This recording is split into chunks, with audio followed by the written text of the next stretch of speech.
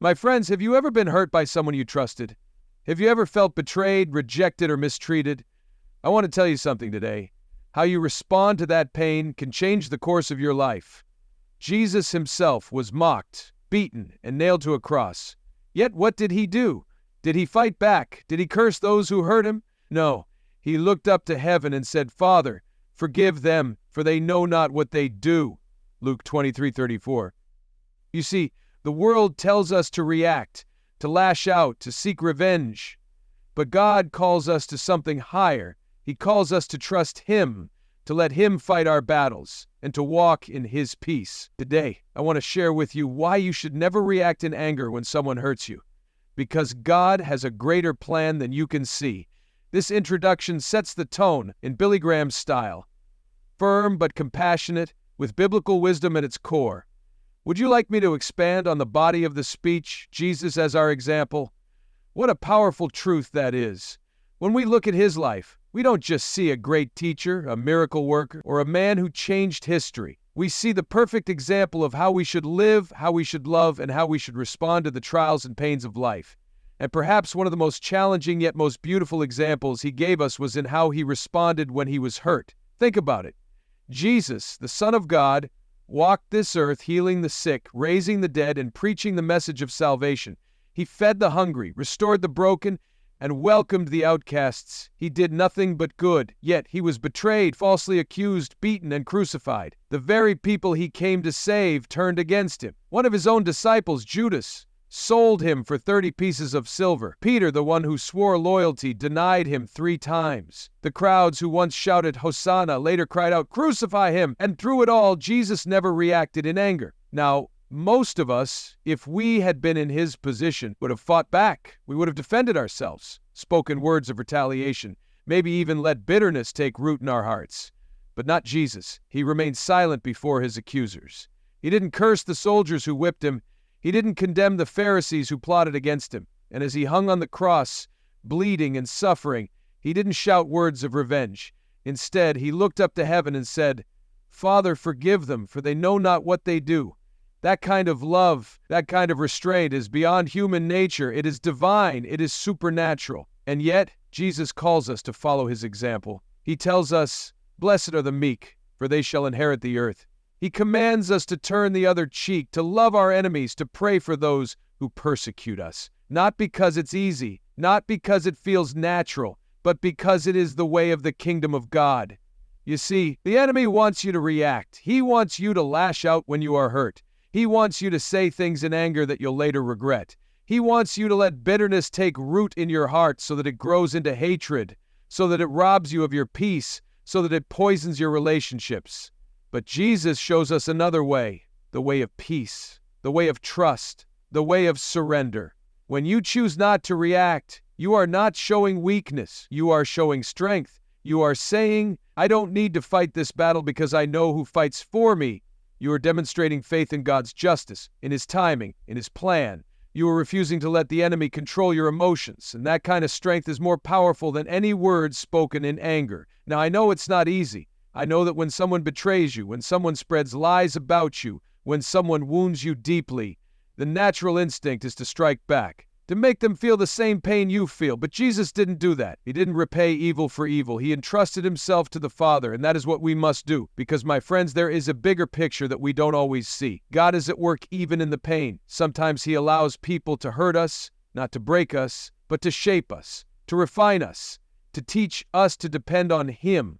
And if we react in anger, we miss what God is doing. We take matters into our own hands instead of leaving them in his. So today, if you are carrying hurt, if you are struggling with the pain of betrayal, if you are wrestling with the urge to react, remember Jesus. Look to his example.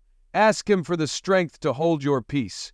Because when you do, you are walking in his footsteps, you are living as he lived, and you are showing the world the power of a heart that truly belongs to God. Nothing escapes the eyes of God. He sees everything. Every tear you've cried, every injustice you've suffered, every time someone hurt you when you didn't deserve it. He knows. He is not blind to your pain, and he is not indifferent to your suffering. Sometimes, when people mistreat us, we feel like no one notices. We wonder if justice will ever be served. if the wrongs done against us will ever be made right. But the Bible tells us that God is a God of justice, and nothing goes unseen by him. Think about Hagar, the servant of Sarah, who was cast out into the wilderness. She had been mistreated, abandoned, left to die with her child. No one cared about her, no one defended her. But God saw her, and when he appeared to her, she called him El Roi, which means the God who sees me. That is who he is. He sees the pain inflicted by others. He sees the burden you carry in your heart, and he does not ignore it. It is easy to believe that when someone wrongs us, we must take matters into our own hands. We think we need to defend ourselves, to make sure they pay for what they did. But that is not our place. The Bible says, "Vengeance is mine, I will repay," says the Lord. That means you don't have to waste your energy trying to get even.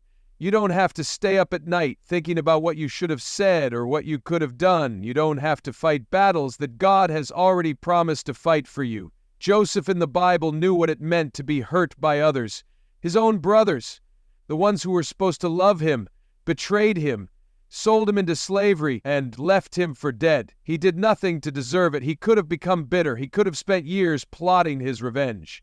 But he didn't. He trusted that God saw everything, and in time, God elevated him to a position of power where those same brothers had to come to him for help.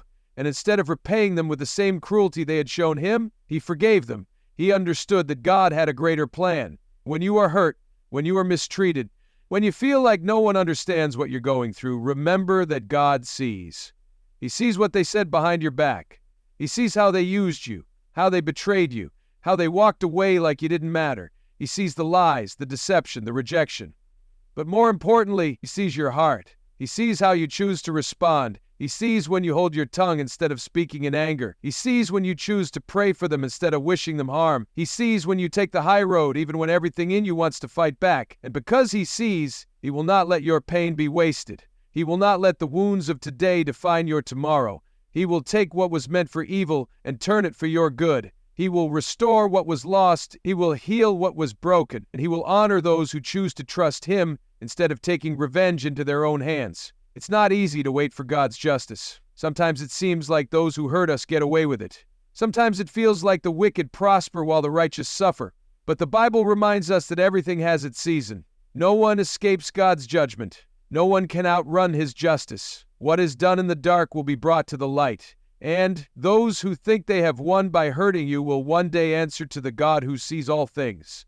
So instead of focusing on them, focus on him. Instead of carrying the burden of revenge, lay it down at his feet. Instead of wasting time wondering when justice will come, trust that it already has a set time. God does not forget, God does not ignore, and God does not fail to make all things right in his perfect way. The hurt you feel now is not the end of the story. The pain you are going through is not where your journey ends. God is still writing, and because he sees everything, he will finish the story in a way that brings you peace, healing, and victory. When someone hurts you, the natural response is to react. It's human nature to defend yourself, to strike back, to let anger take control. But the moment you do that, you give away your power. You allow the person who hurt you to dictate your emotions, to control your actions, to pull you into a cycle of pain and retaliation. And that is exactly what the enemy wants. He wants you to act out of anger instead of wisdom. He wants you to let your emotions drive your decisions rather than trusting in God's guidance. But God calls us to something higher.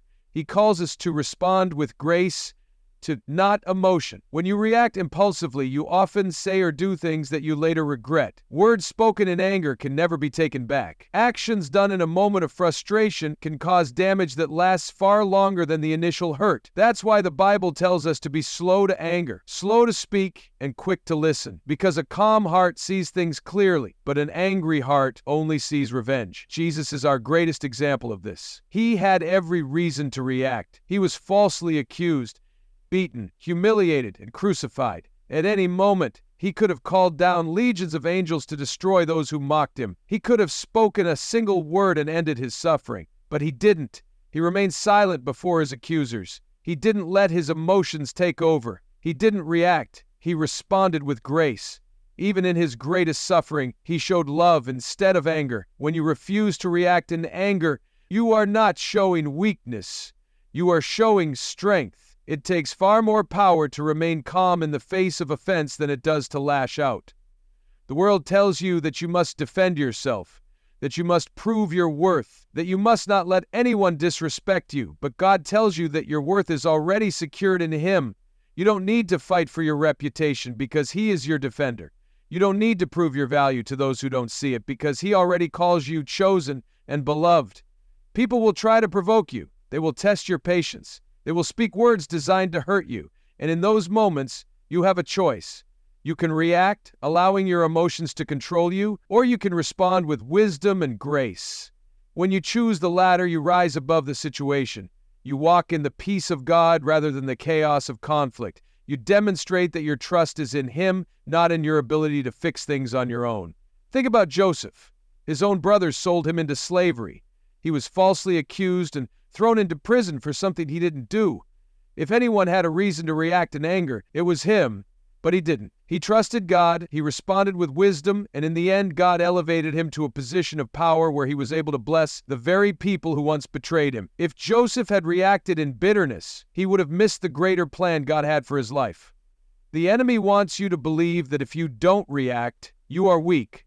But the truth is, self-control is one of the greatest signs of strength. Proverbs tells us that a person who controls their temper is mightier than one who conquers a city. That means the real power isn't in shouting the loudest, in proving a point, in fighting back. It's in the ability to remain calm, to trust God, and to respond with grace. The world is watching how you handle offense. Your reaction speaks louder than any words you say. When you respond with grace, people see the difference in you. They see the presence of God in your life. They see that you are not controlled by emotions, but led by the Spirit. And that kind of testimony is far more powerful than any argument, any revenge, any momentary satisfaction that comes from reacting in anger. So when someone hurts you, when they try to provoke you, when they speak words that cut deep, take a moment before you respond. Ask yourself, am I reacting out of emotion or am I responding with grace? Because the way you handle those moments will determine not just the outcome of the situation, but the condition of your heart. And when you choose grace over emotion, you are choosing God's way over the enemy's trap. Forgiveness is not about the other person. It's about you. It's about your freedom, your peace, your walk with God. When someone hurts you, it's easy to hold on to the pain. It's easy to replay the offense over and over in your mind, thinking about what they did, how unfair it was, how much it hurt. But the more you dwell on it, the more it takes root in your heart. Bitterness begins to grow, resentment begins to build, and before you know it, you are carrying a burden that was never meant for you to carry. Jesus understood this. That's why He taught about forgiveness over and over again. When Peter asked Him how many times he should forgive, 7 times, Jesus said, not 7 times, but 70 times 7. In other words, forgiveness is not something you do once and move on. It is a decision you make daily, because the enemy will keep reminding you of the offense, hoping you will pick up that bitterness again. But every time you choose to forgive, you are breaking his hold on your heart. Holding on to unforgiveness doesn't punish the person who hurt you. It punishes you. They may have moved on. They may not even realize the weight of what they did. But as long as you hold on to it, you are the one in chains. You are the one reliving the pain. You are the one allowing their actions to have power over your life. But forgiveness releases you. It sets you free. It allows you to move forward without the weight of the past holding you back. Look at Joseph. His brothers betrayed him in the worst way possible. They sold him into slavery, ripped him away from his home, and left him for dead. Yet when he finally had the power to take revenge, he didn't. He forgave. He told them, what you meant for evil, God meant for good. He understood that if he let bitterness control him, he would have missed the purpose God had for his life. That's the key. God has a greater plan, even in the pain. Sometimes He allows people to hurt you, not because He approves of their actions, but because He is using it to shape you, to refine you, to take you to a place you never could have reached otherwise. But if you hold on to unforgiveness, you miss it. You stay stuck in a chapter that God is trying to close. Jesus, hanging on the cross, had every reason to hold on to resentment. The people He came to save mocked Him, spit on Him, nailed Him to a cross, and yet He looked up and said, Father, forgive them, for they know not what they do. If Jesus, in His greatest suffering, could forgive, how much more should we? How much more should we trust that God sees, that He will bring justice, that we don't have to carry that burden on our own? Forgiveness doesn't mean what they did was right. It doesn't mean they deserve it. It doesn't mean you have to let them back into your life. It simply means you refuse to let their actions steal your peace. You refuse to let the enemy use that wound to keep you bound. You trust God to handle them while you move forward in freedom. There is peace in forgiveness. There is healing in letting go. The moment you decide to release the offense, God begins to restore what was broken. He begins to heal the wounds that bitterness kept open. He begins to fill your heart with His love instead of pain. And that is where true freedom begins. So no matter how deep the hurt, no matter how unfair the situation, no matter how much it feels like they don't deserve your forgiveness, remember this: you are not forgiving for them, you are forgiving for you. Because your peace, your joy, your walk with God is far too important to let bitterness take root. And when you choose to forgive, you are not just obeying God, you are stepping into the freedom He has for you. When you are wronged, the desire to fight back, to defend yourself, to make things right in your own way is strong. The pain of betrayal, the sting of unfair treatment, the weight of words spoken against you, it all demands a response. But the truth is, you don't have to fight that battle. You don't have to take matters into your own hands because the battle isn't yours. It belongs to God. There is something powerful about surrendering the fight to Him. It doesn't mean you are weak. It doesn't mean you are letting people walk all over you. It means you trust that God sees everything, that He is the ultimate judge, that He knows how to deal with those who have wronged you far better than you ever could. It means you understand that your strength is not in your ability to retaliate, but in your ability to step back and let God work. Look at David. King Saul hunted him for years, trying to kill him out of jealousy. David had every opportunity to fight back, to take revenge, to put an end to Saul's pursuit, but he didn't. Even when he had the perfect chance to kill Saul, he refused. He knew that it wasn't his place to seek vengeance. He understood that God was in control, and in time God took care of Saul without David ever having to lift a finger. That's the kind of faith God calls us to have. The faith that says, I don't need to fight this battle because my God fights for me. The faith that refuses to let emotions take over, that refuses to act out of hurt or frustration, that trusts in God's timing instead of rushing to make things right in our own strength. Because the moment we try to handle it ourselves, we step outside of God's will. We take on a burden we were never meant to carry. And in doing so, we often make things worse instead of better. God's justice is perfect. He sees what was done in secret. He knows the full story. He understands not only what happened, but why it happened. And He promises that vengeance belongs to Him. He is not a God who ignores injustice. He is not a God who turns a blind eye to the pain His children endure. He is a God who fights for His people, who brings justice in His perfect time, who lifts up the humble and humbles the proud. Think about Joseph. His brothers betrayed him, threw him into a pit, and sold him into slavery. He was falsely accused and thrown into prison for something he didn't do. If anyone had a reason to seek revenge, it was Joseph, but he didn't. He trusted that God was in control, and in the end, God elevated him to a position of power, not just for his own sake, but so he could save the very people who had betrayed him. If Joseph had taken revenge, if he had fought back, he would have never stepped into the greater purpose God had for him. That's the danger of trying to fight your own battles. You risk missing what God is doing. Because while you're focused on getting even, God is focused on elevating you. While you're holding on to resentment, God is trying to move you forward, but He won't force you. You have to choose to let go, to trust, to step back and say, Lord, I surrender this battle to You. And when you do, you will see His hand move in ways you never expected. You will see how He defends you, how He restores what was taken, how He brings justice in ways you never could have imagined. You will see that your greatest victories don't come from fighting in your own strength, but from standing still and letting God fight for you. Because when He steps in, the outcome is always in your favor. So no matter what was done to you, no matter how unfair the situation, no matter how much you want to take matters into your own hands, remember this: your job is not to fight. Your job is to trust. Because when you let God handle it, He will always bring justice in His way and in His perfect time. And His justice is far greater than anything you could accomplish on your own. Peace is one of the greatest gifts God offers His children, but so many people never experience it because they are too consumed with anger, resentment, and the need to prove themselves. When someone hurts you, the immediate reaction is to hold on to the pain, to replay the situation over and over in your mind, to let it rob you of your joy But the truth is, the longer you dwell on what happened, the more power you give it over your life. You cannot walk in peace while holding on to the weight of offense. Jesus made it clear that the peace he gives is not like the peace the world offers. The world's peace is temporary. It depends on circumstances, on everything going right, on people treating you well. But the peace of God is different. It is unshakable. It is constant. It remains even in the face of pain, betrayal, and injustice. And that kind of peace is only possible when you choose to let go of the hurt instead of holding on to it. Look at Jesus in the storm. The disciples were panicking, afraid for their lives, but Jesus was asleep. The storm was raging, the waves were crashing, but he was at rest. Why? Because he knew who was in control. He knew that nothing could shake the plans of God. And that's the kind of peace he wants you to have.